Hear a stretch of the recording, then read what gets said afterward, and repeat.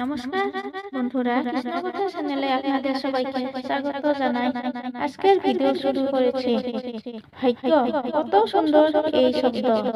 এই ভাগ্য কিন্তু যতটা সুন্দর, ঠিক ততটাই রহস্যময় এই শব্দ। কখন কি হবে কেউ জানে না।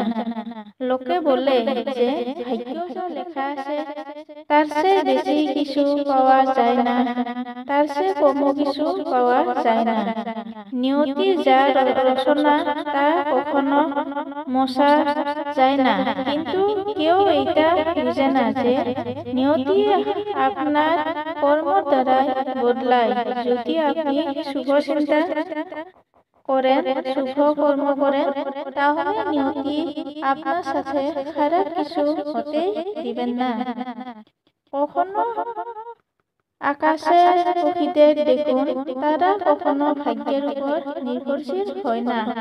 যতই ঝড় আসুক, যতই তীব্র হাওয়া ঘুরতে থাকে, একটা একটা জিনিস জড়ো করে নিজের সৌভাগ্য, নিজের বাসা নিজেই তৈরি করে নিজের সন্তানকে জন্ম দেন, তাকে লালন পালন করে, নিজেই তাকে উঠতে শেখায়।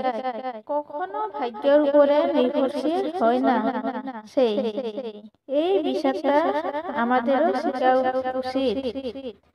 তাই মনে রাখবেন, আপনার ভাগ্য নিয়তির লিখন নয়, আপনার ভাগ্যটাই যা আপনি দিনের পর দিন আপনি নিজে লিখেন।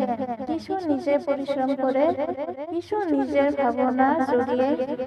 রাধা রাধা। ভিডিওটা ভালো লাগলে অবশ্যই সাবস্ক্রাইব করবেন, লাইক, শেয়ার এবং কমেন্ট করতে ভুলবেন না। ধন্যবাদ।